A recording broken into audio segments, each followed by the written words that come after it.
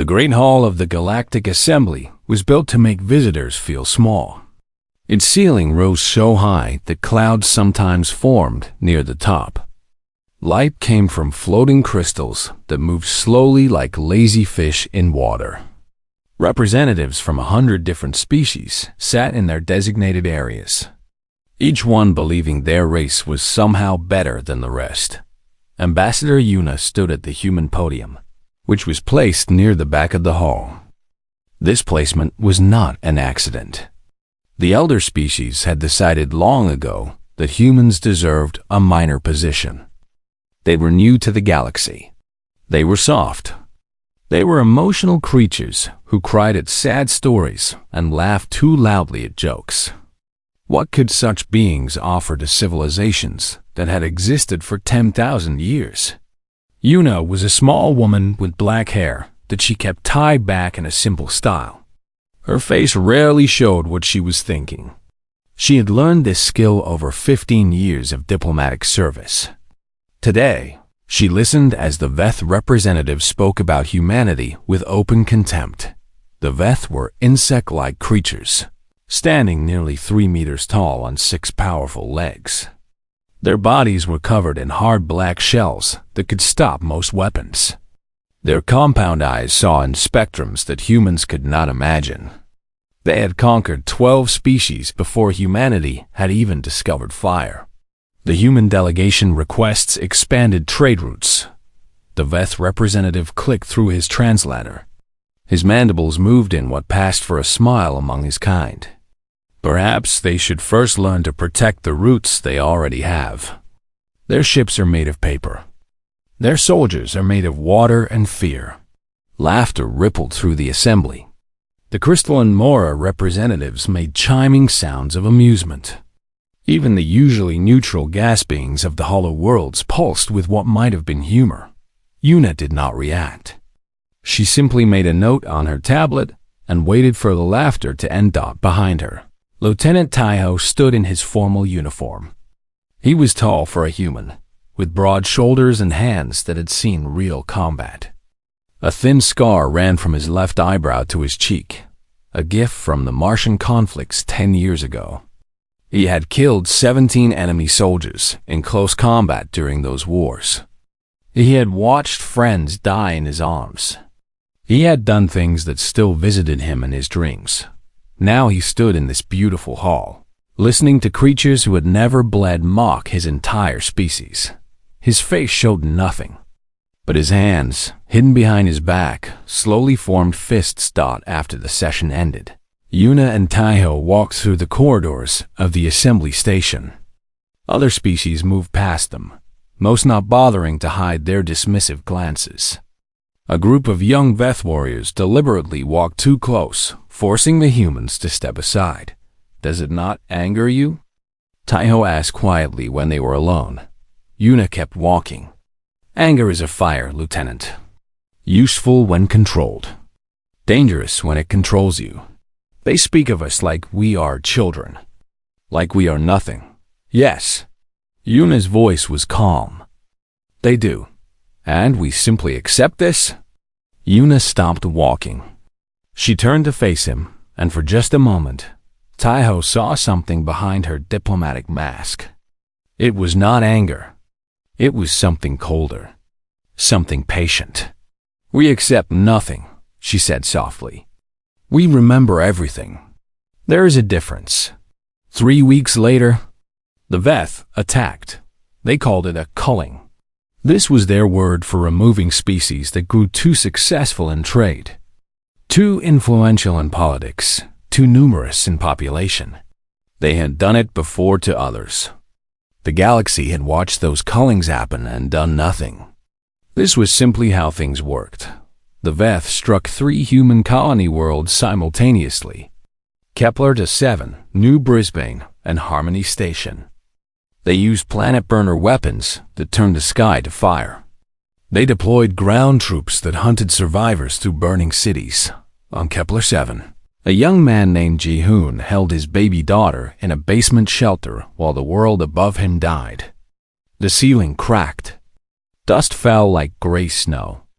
He sang to her softly so she would not hear the screams outside.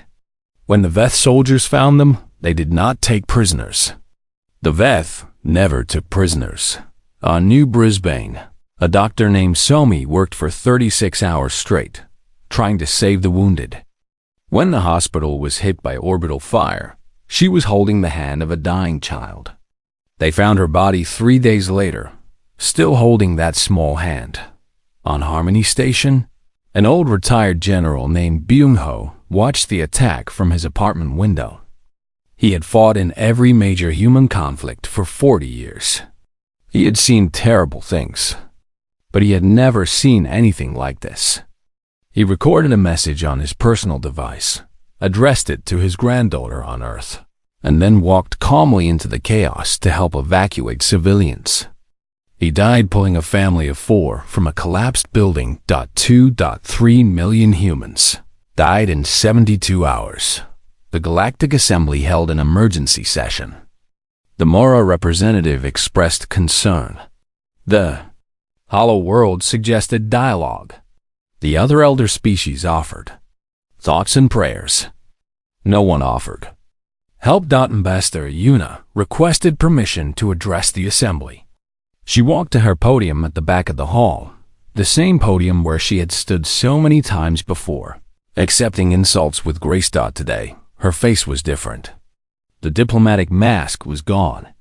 What remained was something the assembly had never seen before, something they did not recognize. She spoke only 6 words. "You will see us differently soon." Then she turned and walked out of the hall. Taiho followed her. Neither of them looked back. Earth went silent. No communications. No diplomatic messages. No trade negotiations. For 18 months, humanity simply disappeared from galactic affairs. The assembly assumed they were dying quietly, as lesser species often did. The Veth celebrated their successful culling and moved on to other matters. They had no idea what was coming. The asteroid field known as Sector 17 was considered worthless by every species in the galaxy. It was too far from trade routes, too cold, too empty. The rocks that floated there were made of common metals that nobody wanted. This was exactly why humanity chose it. Admiral Jiju stood on the bridge of the UN Retribution, watching through the main viewport as another battleship emerged from the hidden construction yards. This was the 47th ship to join her fleet in the past 6 months. There would be 30 more before they were finished. She was a thin woman in her early 50s, with gray streaks in her short black hair. Her uniform was simple and practical. She wore no medals, though she had earned many. The only decoration she allowed herself was a small silver ring on a chain around her neck. It had belonged to her younger brother Junho. He had been a teacher on Kepler 7. There was nothing left of him to bury. Jisoo did not think about revenge. Revenge was hot and emotional and messy. What she planned was something else entirely. It was cold. It was mathematical. It was the systematic destruction of an enemy who had made the mistake of thinking humans could not fight back. Behind her, Dr. Yoonji worked at a holographic display, moving symbols and numbers with quick fingers. She was younger than Jisoo by 20 years, with round glasses and a habit of talking to herself when she was thinking hard. Their patrol patterns in the outer rim are predictable, Yoonji said, not looking up. They rotate every 18 standard days. If we time our first strike correctly, we can hit 7 installations before they even realize we have left Earth space. 7 is not enough, Jisoo replied. I know. Yoonji pushed her glasses up her nose. That is why I am suggesting we hit 17. Jisoo turned to look at her. 17 simultaneous strikes? The Veth have never faced a coordinated attack of that scale. Their communication systems will be overwhelmed. Their command structure will freeze. By the time they understand what is happening, we will have destroyed 40% of their forward military capacity. Jisoo studied the display.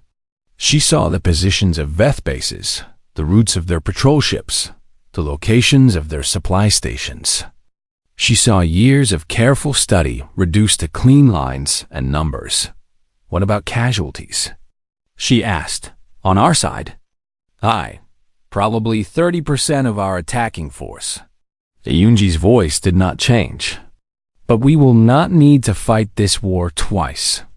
This was the doctrine that humanity had developed during their 18 months of silence. They called it the doctrine of silence, and it had 3 rules. Rule 1. Never communicate with the enemy. No warnings. No demands. No negotiations. The Veth had not warned them before attacking. Humanity would return the favor. Rule 2. Strike with overwhelming force. Every attack would use more power than necessary. Every battle would end with complete destruction of the enemy position. There would be no wounded enemies left behind to fight again tomorrow. Rule 3. Never stop. Once the war began, it would not pause for talks or treaties or mercy. It would continue until one side no longer existed. These rules had been developed by the best military minds on Earth. They had been approved by every government, every military council, every citizen assembly. For the first time in human history, the entire species had agreed on something. They had agreed to be terrifying. Deep in the construction yards, young soldiers trained for missions they might not survive. One of them was Captain Suho, a man of 30 with serious eyes and quick hands. He led a special unit designed for the most dangerous operations. His soldiers called themselves the Grey Wolves. They trained for 18 hours a day. They learned to fight in zero gravity, in burning buildings, in poison atmospheres. They learned to keep fighting when wounded, when outnumbered, when all hope was gone. One evening, Suho gathered his unit in the mess hall. Among them was Private Minji, a small woman with a quiet smile. She had joined the military after her parents died on New Brisbane. She never talked about them. She never talked much at all. You know what we are training for, Suho told his soldiers. You know many of us will not come home. I am asking you now, before we begin, if anyone wants to leave. There is no shame in choosing to live. Nobody moved. Suicho looked at each face. He saw fear in some eyes, determination in others. In Minji's eyes, he saw something he could not quite name. It was not fear. It was not anger. It was something deeper and quieter. Then we are ready, he said. Meanwhile, the Galactic Assembly continued to ignore humanity's silence. The Mara representative mentioned once that it was unusual for a species to withdraw so completely after a culling. The Veth representative laughed and said humans were probably too busy crying to send messages. Nobody thought to look for hidden shipyards in worthless asteroid fields. Nobody thought to scan the dark spaces between stars where ships without running lights might be gathering. Nobody thought to wonder why Earth's defensive satellites had suddenly tripled in number. Nobody thought that the quiet, emotional, soft humans might be preparing for war.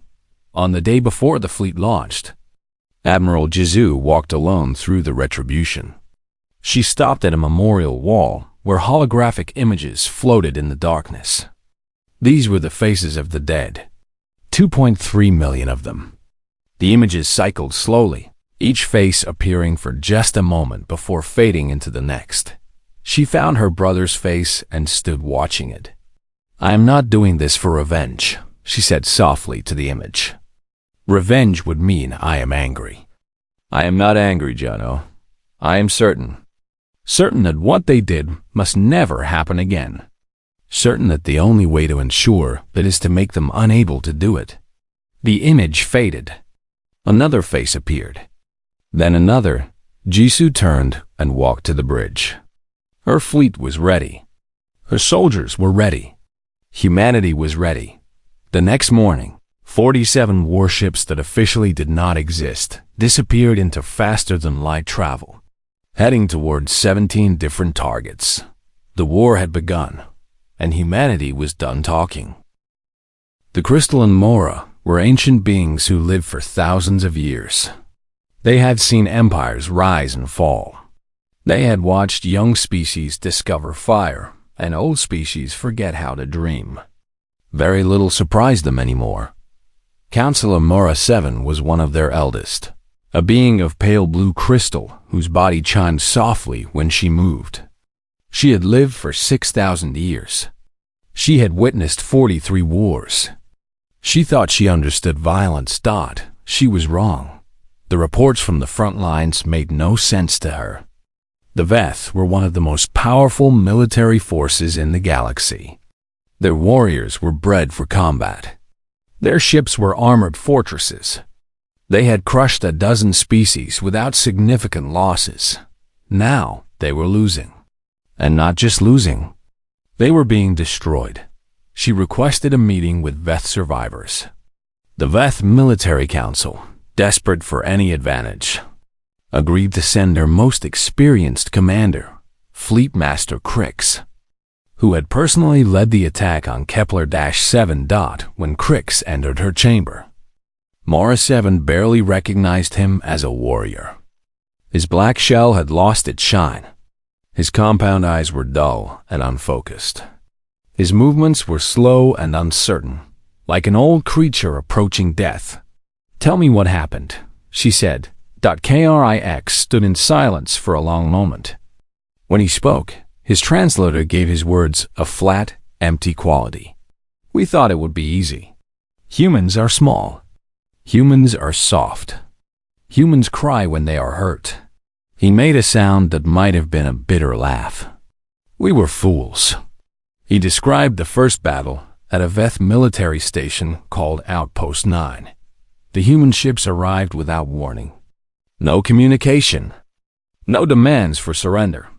They simply appeared and began firing. "We expected them to fight like other species," Crix said. "To probe our defenses. To look for weaknesses. To negotiate when they saw our strength. They did none of these things.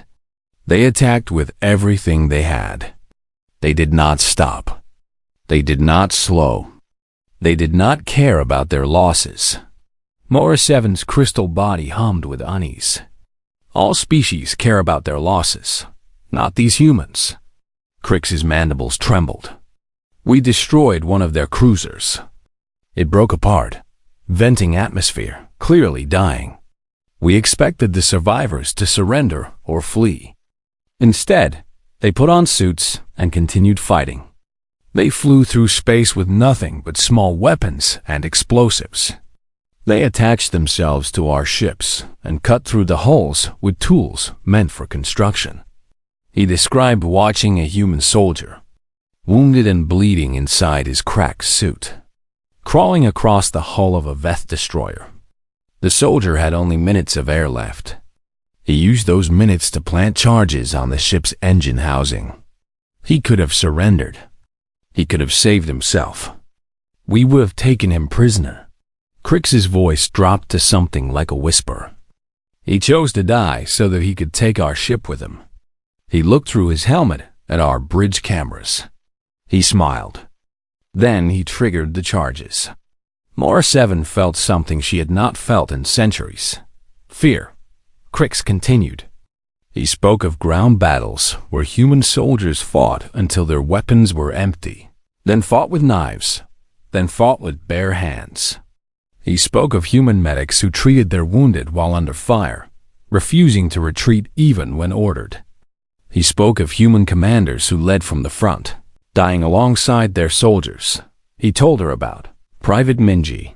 The Grey Wolves had been sent to destroy a Veth command center on a moon called VO6. The mission went wrong almost immediately. The Veth had more defenders than expected. Captain Suho's unit was pinned down, taking heavy casualties. Minji was wounded in the first hour. A piece of shrapnel had torn through her side. She should have been evacuated. Instead, she refused treatment and kept fighting. When it became clear that the mission would fail, Unless someone reached the command center, Minji volunteered. She took a plasma charge powerful enough to destroy the entire facility. She knew she would not survive. SUHO ordered her to stay. She disobeyed. She crawled through a drainage tunnel for 6 hours, leaving a trail of blood behind her. The Veth found the trail and followed it, expecting to find a dead body. Instead, they found Minji sitting against the wall of the command center's main reactor room. She was barely alive. Her suit was more blood than metal. Her breathing was shallow and wet. A Veth soldier approached her with weapon raised. Minji looked up at him. Her face was pale and her eyes were dimming. But she smiled. She said 2 words. Her suit's translation system broadcast them clearly. For Kepler. Then she triggered the charge. The explosion destroyed the command center, killed 300 Veth soldiers, and ended the battle. Captain Suho and the surviving Grey Wolves completed their mission because a dying woman refused to stop fighting. When Crix finished this story, he stood in silence. His entire body was shaking. "Do you understand now?" he asked Morris Evan. "Do you understand what we face? These are not soldiers. These are not warriors. They are something else. Something that does not stop. Something that does not fear death. Something that turns defeat into victory with nothing but will and rage." Morris Evan understood. For the first time in her ancient life, she understood what it meant to face an enemy with nothing left to lose. "Why do they fight this way?" she asked. Crix made a sound of despair. "Because we taught them to. We attacked their homes. We killed their families. We showed them no mercy." His compound eyes finally met hers. "Now they show us what humans become when mercy is taken from them." The reports continued to arrive over the following months. Each one was worse than the last. The Veth lost fleet after fleet. Their territory shrank like ice under a hot sun. Their warriors, once proud and fearless, began to surrender rather than face human forces. And through it all, humanity said nothing. They sent no messages. They made no demands. They simply kept coming. The galaxy watched in growing horror. They had called humans soft. They had called humans weak. They had called humans harmless. They had been so terribly, terribly wrong. 4 years had passed since the war began. The Great Hall of the Galactic Assembly looked the same as it always had. The ceiling still rose impossibly high. The floating crystals still provided soft light. The representatives of 100 species still sat in their designated areas, but everything had changed. The Veth section was nearly empty now. Where hundreds of representatives once sat, only a handful remained. Their shells had lost their proud shine. Their compound eyes stared at nothing. They looked like creatures waiting for death. When Ambassador Yuna entered the hall, every conversation stopped. Every eye turned to watch her walk toward the human podium. But she did not go to the human podium at the back of the hall. She walked directly to the center platform, the place reserved for elder species making important announcements.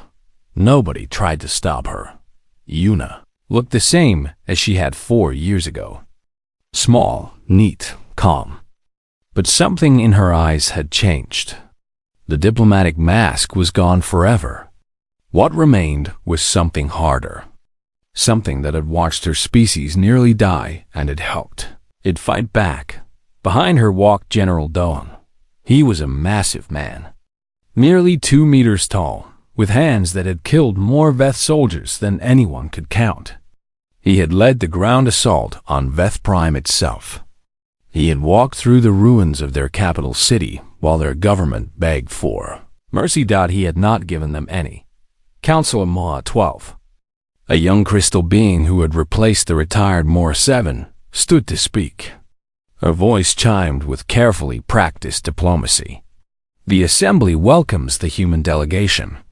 We are pleased that communication has been restored. Surely now that justice has been achieved, humanity will consider showing mercy to the Veth. They have suffered greatly. Their military is broken. Their empire is reduced to 3 worlds. Is this not enough? Yuna listened in silence.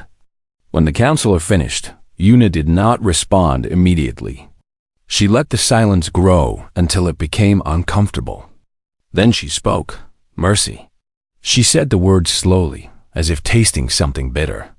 You speak to us of mercy. She turned to look at the assembly. At the Mora with their crystal bodies. At the gas beings of the hollow worlds. At all the elder species who had watched humanity burn and done nothing. Where was your mercy when Kepler-7 died? Where was your concern when New Brisbane was reduced to ash? Where were your diplomatic words when 2.3 million of our people were murdered in what you called a culling? The hall was completely silent. You did nothing. Yuna's voice remained calm, but it cut like a blade. You watched. You expressed concern. You offered thoughts and prayers. And then you went back to your comfortable lives and forgot about us. She paused. We did not forget. General Doan stepped forward. He carried a small device, which he activated. A holographic display appeared in the center of the hall, showing a map of Veth space. Red markers indicated destroyed military installations. There were hundreds of them. In 4 years, we have eliminated 93% of Veth military capacity, Dahun said. His voice was deep and rough. We have taken 44 of their 47 worlds. We have killed approximately 6 million of their warriors. The numbers hung in the air. The assembly stared at them in disbelief. We did this alone, Doan continued. We asked no one for help. We needed no one's permission. And we are not finished. Yuna stepped forward again. We are here today to make an announcement, not a request. The Veth Dominion has 2 choices. They can surrender unconditionally, accept whatever terms we dictate, and survive as a species under our supervision. Or they can refuse, and we will continue until there are no Veth left alive. Mora 12's crystal body vibrated with distress. You cannot mean this. Genocide is forbidden by galactic law. The Assembly will not permit. The Assembly will permit nothing, Yuna interrupted. The Assembly lost the right to speak on matters of genocide when they permitted the Veth to murder our people without consequence. We do not answer to you. We do not need your permission. We do not care about your laws. She looked directly at the Veth representatives. You have 1 week to decide. One of the Veth, an old commander named Thrix, stood on shaking legs. We cannot surrender unconditionally. Our people will never accept. Then your people will die. Yuna's voice held no emotion. All of them. Every Veth on every world. We have the weapons. We have the will. And we have 4 years of dead humans who cry out for justice. Thrix stared at her. In his compound eyes, she saw something she had never seen in a Veth before. Pure, absolute terror. You would truly destroy an entire species? Yuna was quiet for a moment. When she spoke, her voice was softer, but no less cold. We did not start this war. We did not choose violence. We came to this assembly seeking friendship and trade and cooperation. You laughed at us. You mocked us. You called us weak and soft and harmless. And then the Veth burned our worlds and murdered our families while you watched and did nothing. She stepped closer to the Veth representative. So yes, we would destroy your entire species. Because you taught us that this galaxy respects only one thing, power. You taught us that kindness is weakness. You taught us that mercy is an invitation for attack. She turned to address the entire assembly one final time.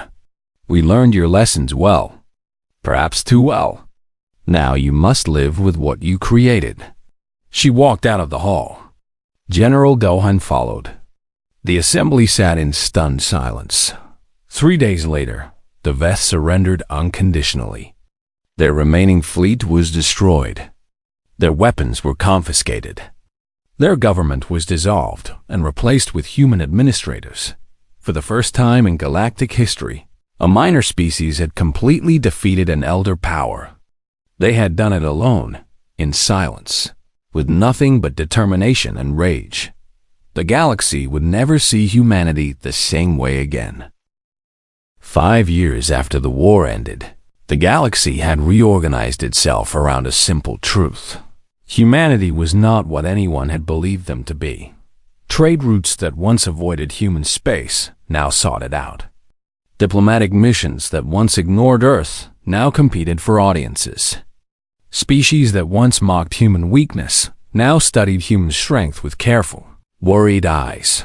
Professor Hana stood at the podium of the Mora Academy, the most prestigious learning institution in the galaxy. She was the first human ever invited to lecture there. 6,000 years of history, and no human had been considered worthy until now. The hall was filled with representatives from dozens of species. Crystal beings sat beside insectoid scholars. Gas creatures floated near aquatic observers. All of them had come to hear a human explain what had happened. How a species they had dismissed as harmless had defeated one of the most powerful military forces in known space. Hana was a small woman with gray hair and kind eyes. She looked like someone's grandmother, not a representative of a warrior race. This was, she knew, exactly the point. You want to know how we won, she began. You want to understand how soft, emotional humans defeated the mighty Veth. You have theories. You think we had secret weapons. You think we had hidden allies. You think there must be some trick, some explanation that makes sense to you. She smiled gently. There is no trick. There is only this. You never understood what we are. She pressed a button, and images appeared behind her. Humans throughout history. Soldiers and farmers. Scientists and artists. Parents holding children. Old people tending gardens. You saw us crying at sad stories and thought we were weak. But we cry because we feel deeply. And when we feel deeply, we act powerfully. Our emotions are not our weakness. They are our fuel. She changed the image to show human soldiers. Not the terrifying warriors of the Veth War, but ordinary people in uniform. Young men and women with scared eyes and determined faces. You saw us being kind to each other and thought we lacked the capacity for violence. But our kindness is a choice. Every day, we choose to be gentle. We choose to help strangers. We choose to build instead of destroy. And because it is a choice, we can choose differently. The next image showed the ruins of Kepler-7. Burned buildings. Empty streets.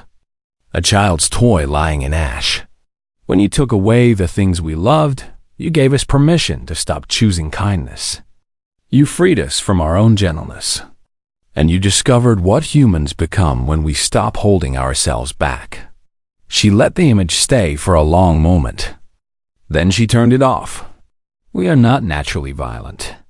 We are not naturally peaceful. We are naturally adaptive. We become what we need to be. And you made us need to be terrible. In the audience, a young Veth diplomat named Drex listened carefully. He was part of the new generation, born after the war. He had grown up under human administration. He had learned to speak human languages. He had studied human history and culture. He understood something that the elder species still did not. Humans were more dangerous now than they had been during the war. During the war, humanity had been focused on survival and revenge. They had fought with desperate fury. But now they were at peace. Now they were building.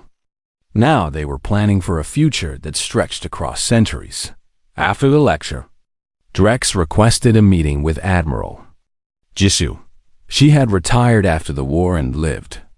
Now on a rebuilt Kepler-7, she spent her days tending a garden. On the spot where her brother's home had once. Stood. She agreed to meet him. He traveled to Kepler-7, expecting to find a fearsome warrior. Instead, he found a tired old woman kneeling in dirt, planting flowers. "Sit," she said without looking up. "I will make tea when I am finished." Drex sat on a stone bench and watched her work. Her hands, which had commanded fleets and ordered the deaths of millions, moved gently among the seedlings. She treated each small plant with careful attention. When she finished, she cleaned her hands and led him inside her small house.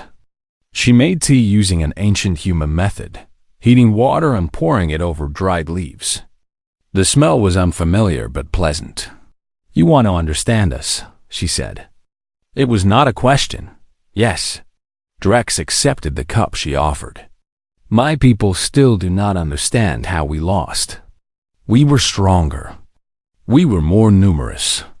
We had better technology." Jisoo sat across from him. She looked at him with eyes that had seen terrible things. "You lost because you did not understand what you were fighting. You thought you were fighting a species. You were fighting an idea. An idea? Humanity is not just our biology. It is our belief that every person matters. That love is worth protecting. That death is acceptable if it serves something greater than ourselves." She sipped her tea. "You can kill humans. You cannot kill that idea." Drex considered this. "Then, you will always be dangerous." "Yes," Jisoo smiled slightly. "But we do not want to be. We would rather be kind. We would rather build gardens and raise children and make art. We chose peace for centuries before your people forced us to choose war." She set down her cup and looked at him directly. "This is what you should tell your leaders. Tell them that humanity offers friendship. Genuine friendship. We will trade with you. We will share knowledge with you. We will help you rebuild. We want to be allies, not conquerors. And if we refuse?" Jisoo's smile faded. "Then you will learn what the Veth learned. That humans are the most dangerous friends you could ever have. And the worst enemies you could ever make." Drex left Kepler-7 the next day. He reported to his superiors that the humans were more dangerous at peace than they had been at war. Because at peace, they had time to think and plan and build, and they never forgot. Years later, a memorial was built at New Geneva, the new seat of human interstellar government. It was a simple wall of black stone, carved with the names of everyone who died in the Veth attacks. At the bottom of the wall, a single sentence was carved in letters that would last for millennia. "We offer friendship freely. We do not offer it twice. And we do not forgive those who mistake our mercy for weakness." The galaxy read those words and understood. Humanity had changed. Or perhaps humanity had finally revealed what it had always been. Not soft. Not weak. Not harmless. Patient. And the patience of humans was the most terrifying thing the galaxy had ever seen.